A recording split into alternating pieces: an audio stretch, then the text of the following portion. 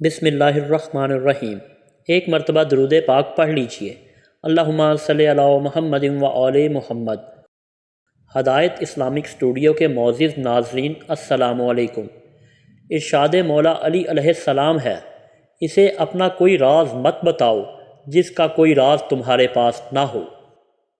اگر تم اس وقت مسکرا سکتے ہو جب تم پوری طرح ٹوٹ چکے ہو تو یقین جانو دنیا میں تمہیں کبھی کوئی نہیں توڑ سکتا۔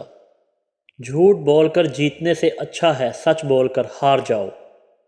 اگر دنیا بہترین جگہ ہوتی تو یہاں کوئی بھی روتے ہوئے پیدا نہ ہوتا۔ اللہ آپ سے اس وقت تک کچھ واپس نہیں لیتا جب تک اس سے بہتر عطا نہ کرے۔ بہترین انسان اپنے عمل سے پہچانا جاتا ہے، ورنہ اچھی باتیں تو برے لوگ بھی کرتے ہیں۔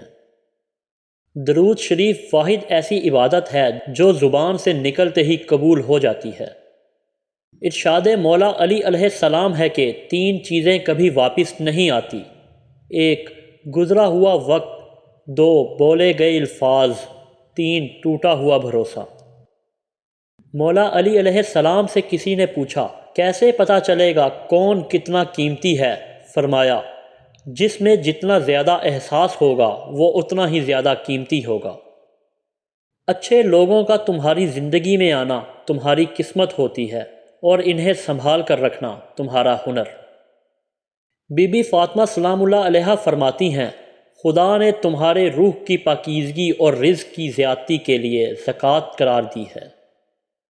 جب بات حق و باطل کی ہو تو پھر خاموش رہنا باطل سے ہمدردی کے برابر ہے۔ فاطمہ الزہرا سلام اللہ علیہا نے فرمایا، اپنے آپ کو دنیا کی غلاظتوں سے پاک رکھو۔ عورت کے لیے سب سے بہتر یہ ہے کہ نہ وہ کسی نامحرم مرد کو دیکھے اور نہ کوئی نامحرم مرد اس کو دیکھے۔ نئی نسلیں اپنے بزرگوں اور اپنے سے پہلے لوگوں کی تاریخ سے سبق حاصل کریں۔ بی بی فاطمہ سلام اللہ علیہا فرماتی ہیں کہ بے پردہ عورتوں کی شفاعت میں فاطمہ الزہرا نہیں کروں گی۔ اگر تمہارے گھر کوئی مہمان آئے اور وہ بھوکا جائے تو گویا وہ کسی قبرستان میں آیا تھا۔ اللہ رب العزت نے والدین کے ساتھ نیکی کرنے کو اپنی ناراضگی کی ڈھال بنایا ہے۔ جب ایک عورت گھر میں ہوتی ہے، گھر کے کام کر رہی ہوتی ہے اور بچوں کی تربیت کر رہی ہوتی ہے تو تب وہ اللہ کے سب سے زیادہ قریب ہوتی ہے۔ تکبر کی گندگی کو دل سے دور کرنے کا بہترین وسیلہ نماز ہے۔